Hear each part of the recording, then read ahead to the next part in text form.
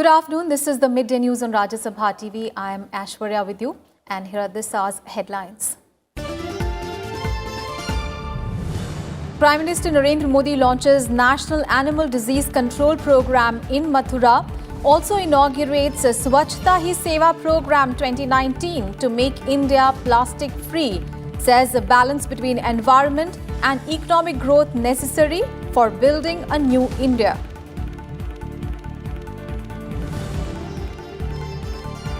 Breakthrough for security forces in Jammu and Kashmir. Top Lashkar terrorist Asif killed in an encounter in Sopore. Police says Asif had been active in the area for the past 1 month.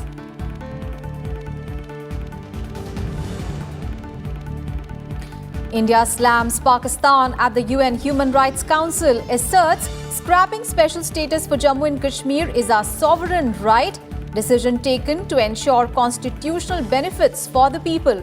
Exposes Islamabad's attempts to misuse United Nations to further its malicious political agenda.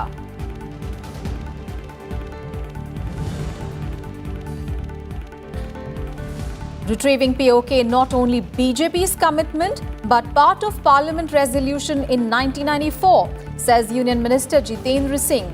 Adds that entire world is aligned with India over abrogation of Article 370.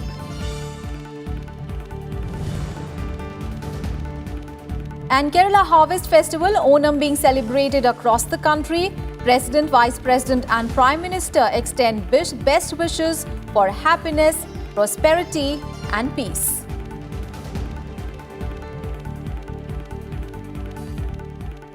The top story this afternoon, Prime Minister Narendra Modi today launched the National Animal Disease Control Program for eradicating the foot and mouth disease and brucellosis in livestock from Mathura. The program aims at vaccinating over 500 million livestock, including cattle, buffalo, sheep, goats and pigs. It also aims to vaccinate 36 million female bovine calves annually against brucellosis disease. The program will be implemented for a period of 5 years till 2024 and will cost 12,652 crore rupees. The objective of the program is to control foot and mouth disease and brucellosis by 2025 and their eradication by 2030. The Prime Minister also launched the National Artificial Insemination Program during the event. Uttar Pradesh Chief Minister Yogi Adityanath and Mathura MP Hema Malini were also present at the occasion. Prime Minister Modi also launched 16 projects of Uttar Pradesh government related to livestock, tourism and road construction. पर्यावरण और पशुधन हमेशा से भारत के आर्थिक चिंतन का बहुत ही महत्वपूर्ण हिस्सा रहा है। यही कारण है कि चाहे स्वच्छ भारत हो, जल जीवन मिशन हो या फिर कृषि और पशुपालन को प्रोत्साहन, प्रकृति और आर्थिक विकास में संतुलन बनाकर ही हम सशक्त और नए भारत के निर्माण की तरफ आगे बढ़ रहे हैं। थोड़ी देर पहले स्वच्छता ही सेवा अभियान की शुरुआत की गई है। नेशनल एनिमल डिजीज उस कंट्रोल प्रोग्राम को भी लॉन्च किया गया है। पशुओं के स्वास्थ्य, संवर्धन, पोषण और डेयरी उद्योग से जुड़ी कुछ अन्य योजनाएं भी शुरू हुई है। इसके अलावा मथुरा के इंफ्रास्ट्रक्चर और पर्यटन से जुड़े कई प्रोजेक्ट्स का शिलान्यास और उद्घाटन भी आज हुआ है। इन परियोजनाओं के लिए आपको बहुत बहुत शुभकामनाएं, बहुत बहुत बधाई। Prime Minister Modi also urged people to make efforts to rid their homes, offices and workplaces of single-use plastic by 2nd of October this year. He appealed to the self-help groups, civil society and individuals and others to join this mission. अब से कुछ दिन बाद हमारा देश महात्मा गांधी की 150वीं जयंती का पर्व मनाएगा। महात्मा गांधी का प्रकृति के प्रति, स्वच्छता के प्रति जो आग्रह था, उससे सीखना, अपने जीवन में उतारना हम सभी भारतीयों का दायित्व है और उन्हें यही उत्तम से उत्तम सच्ची श्रद्धांजलि भी है। महात्मा गांधी 150 ये प्रेरणा का वर्ष है। स्वच्छता ही सेवा के पीछे भी यही भावना जुड़ी हुई है। आज से शुरू हो रहे इस अभियान को इस बार विशेष तौर पर प्लास्टिक के कचरे से मुक्ति के लिए समर्पित किया गया है। भाइयों और बहनों, प्लास्टिक से होने वाली समस्या समय के साथ गंभीर होती जा रही है। And Prime Minister Modi also joined women in segregating the plastic waste at Swachhta Hi Seva program. The program will focus on campaign against single-use plastic products. And on to some other news now. Union Minister Jairam Ramesh has said that the biggest achievement in the first 100 days of Modi government's second term was the abrogation of Article 370 from Jammu and Kashmir. Now, recounting the achievements of Modi government's second term in the first 100 days, Jairam Ramesh said that the government's next agenda is making Pakistan-occupied Kashmir or POK an integral part of India. He added that the integration of Kashmir is not just his party's resolve, but a resolve of the unanimous resolution passed by Parliament in 1994 by the then Congress government headed by P.V. Narasimha Rao. And responding to a question on the vicious campaign launched by Pakistan over the Kashmir issue, he said that the world's view is aligned with India. Now the next agenda is retrieving Pak occupied Jammu Kashmir and making it a part of India. और ये सिर्फ मैं नहीं कह रहा, या मेरा संगठन नहीं कह रहा, ये राजनीतिक दल नहीं कह रहा. This is a part of a unanimously passed resolution of the Parliament in 1994 by the Congress government headed by Prime Minister Narasimha Rao.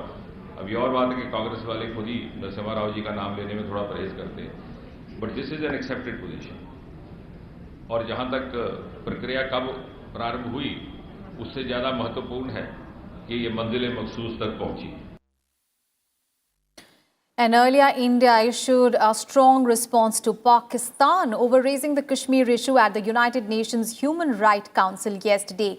Vijay Thakur Singh, Secretary East in the Ministry of External Affairs, said that Pakistan's charges are concocted and false. She asserted that India's steps on Kashmir are legal and within the constitution, calling it a sovereign decision and an internal matter of India.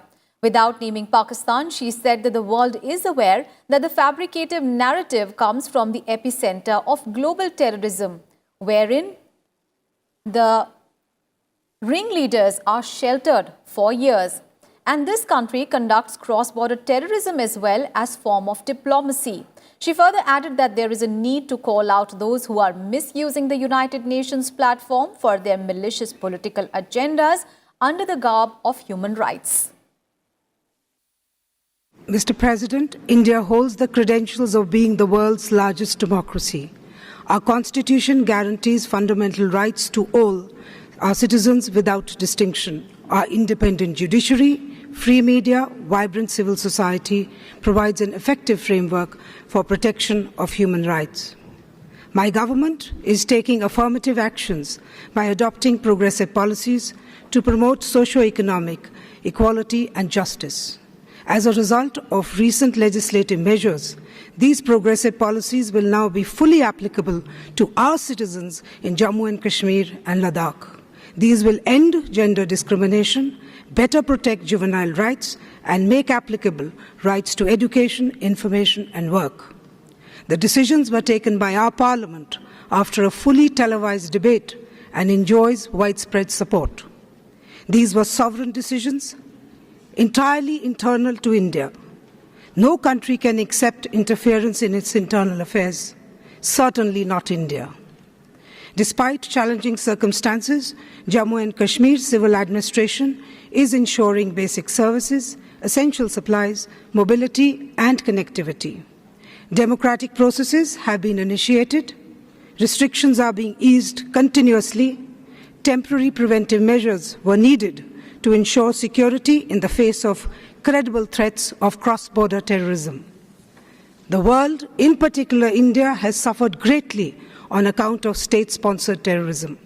It is time to collectively take decisive and firm action against terror groups who threaten fundamental right to life. We must speak out. Silence alone emboldens terrorists and their supporters. Mr. President, one delegation here has given a running commentary with offensive rhetoric of false allegations and concocted charges against my country. The world is aware that this fabricated narrative comes from the epicenter of global terrorism, where ringleaders are sheltered for years. This country conducts cross-border terrorism as a form of alternate diplomacy. National Register for Civil Rights is a statutory, transparent, non-discriminatory legal process mandated and monitored by the Supreme Court of India. Its implementation will comply with Indian laws. As a responsible member of the international community, India firmly believes in a constructive approach to promote and protect human rights.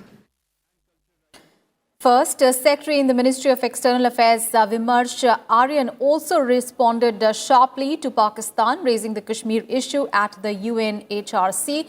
Reacting strongly to Pakistan Foreign Minister Shah Mahmood Qureshi's remarks on Kashmir, Aryan said that Pakistan was trying to polarize the forum. He also added that Pakistan has pretended to speak as the voice of the global community on human rights at the UNHRC forum, but the persecution of minorities in Pakistan is well documented. Qureshi had earlier demanded an international investigation by the UN Human Rights Council into the situation in Kashmir.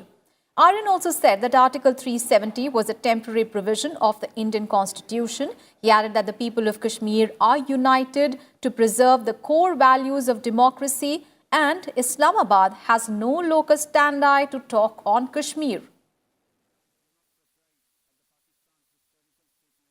This is an ill-disguised effort to advance its territorial ambitions. We reject this propaganda. I wish to inform the Council that Article 370 was a temporary provision of the Indian Constitution. The recent modifications of Article 370 is within our sovereign right and entirely an internal matter of India.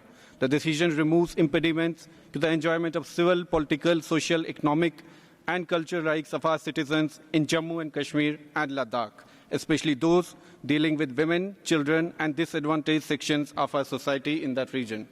Mr. President, we are not surprised at the Pakistan's hysterical statements with false, fabricated narratives aimed to politicize and polarize this forum. Pakistan realizes that our recent decision cuts the very ground from under its feet by creating obstacles in its continuing sponsorship of cross-border terrorism against India.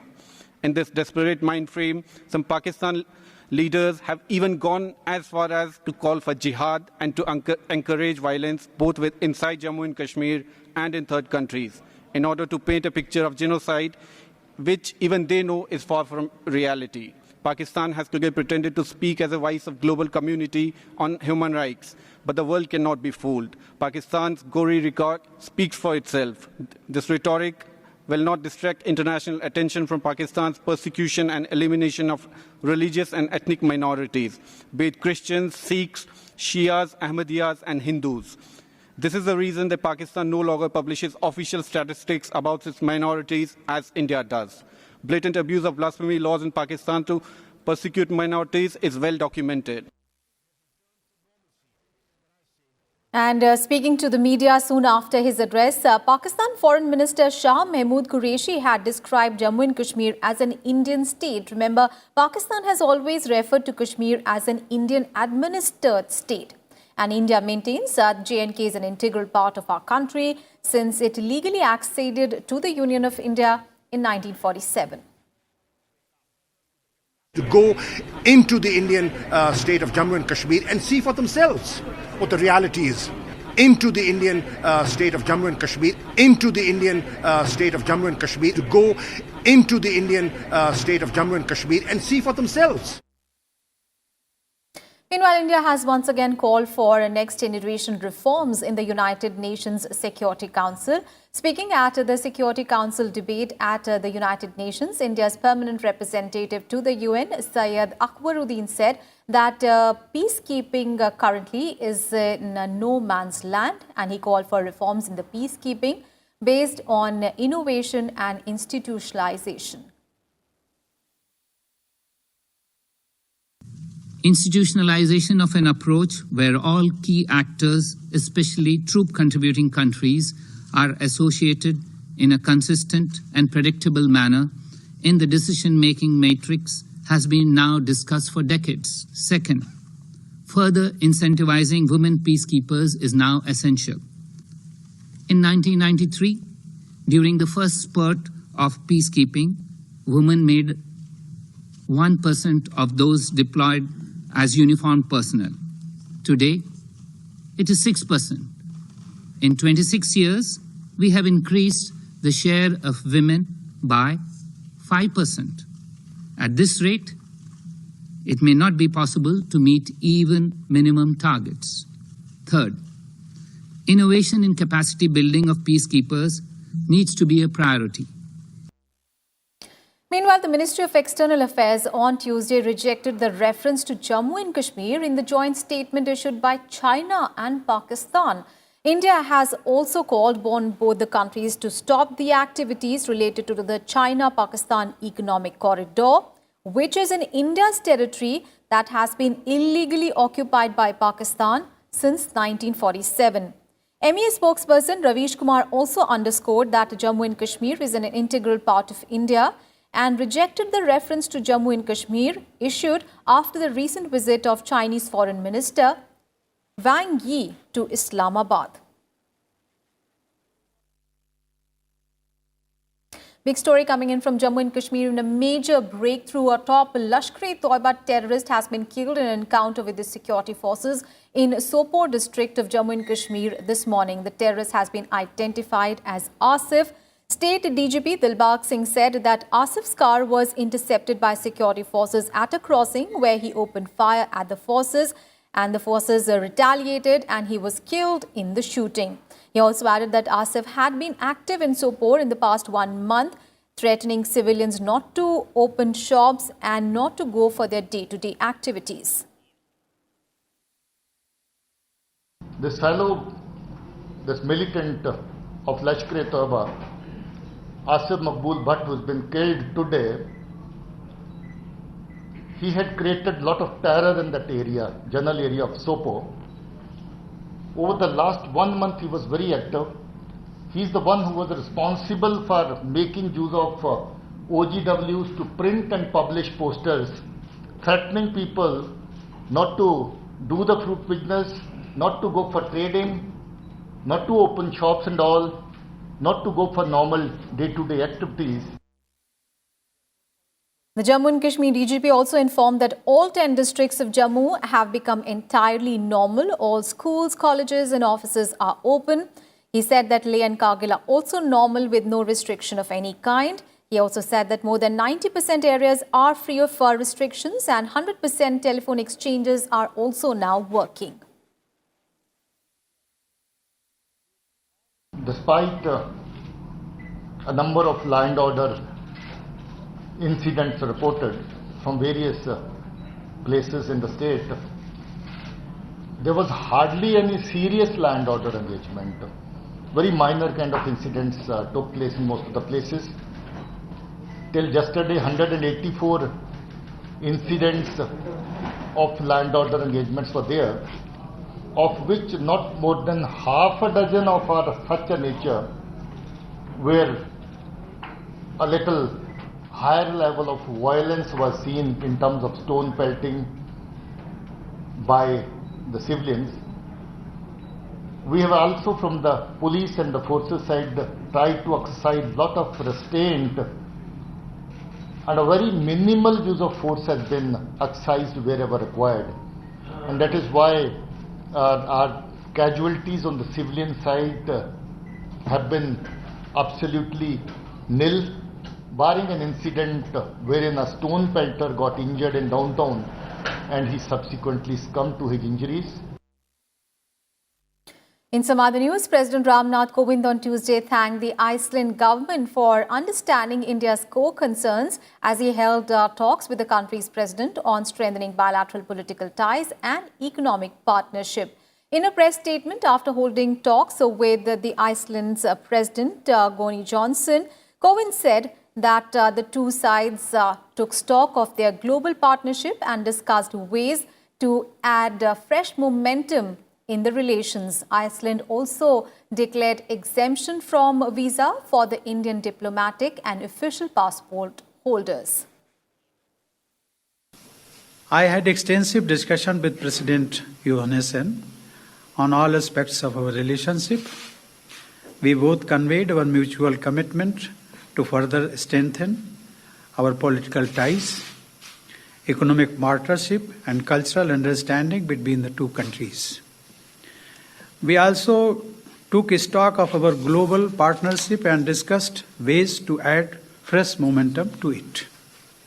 Iceland-India relations are warm and friendly. Our shared values of democracy, freedom, the rule of law, and respect for human rights bring our countries together. I reiterated India's gratitude for the long-standing support that Iceland has expressed for India's candidature for permanent membership of the UN Security Council.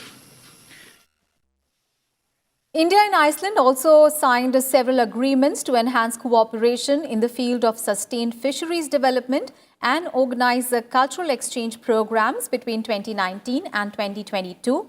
President Kovind also invited Iceland President Johannesson to India.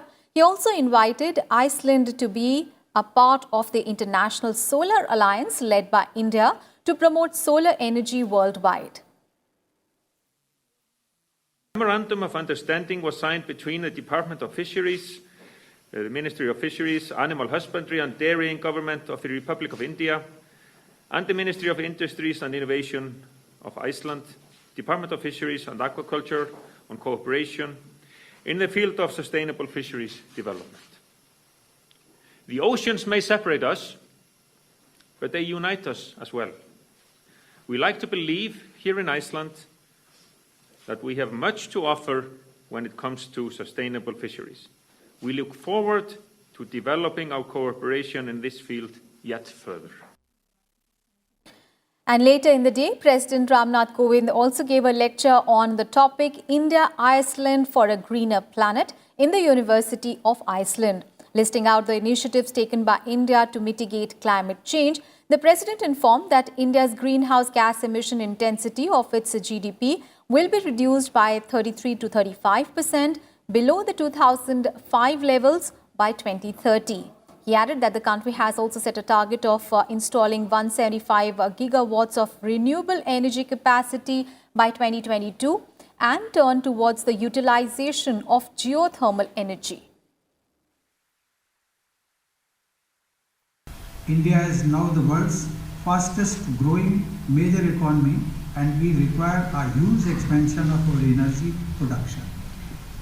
But we are doing it in a sustainable manner. In our ever-growing commitment to renewable energy, we will be turning towards utilization of geothermal energy also. We look forward to working with Iceland in this regard. In our ever-growing commitment to renewable energy, we will be turning towards utilization of geothermal energy also. We look forward to working with Iceland in this regard. India has pledged to eliminate single-use plastic by 2022. We have an ambitious target to put 6 to 7 million hybrid and electric vehicles on the road by 2020. And Bandaru Dattatreya today took oath as the 27th Governor of Himachal Pradesh. He was administered the oath by Himachal High Court Chief Justice V. Ramasubramaniam at a ceremony in Raj Bhavan in Shimla. Himachal Pradesh Chief Minister Jairam Thakur, state ministers and other political leaders were present at the swearing-in ceremony. On to some sports news now. A gritty India survived waves of attacks from Qatar to hold the reigning Asian champions to a goalless draw to steal an unexpected point from their away match of the FIFA World Cup qualifiers in Doha on Tuesday. Gurpreet Singh Sandhu played the match of his life as India held the Asian champions Qatar to a goalless draw to earn their first point in the Group E second round. India will next take on Bangladesh on 15th of October in the Group E clash of the World Cup 2022 qualifiers.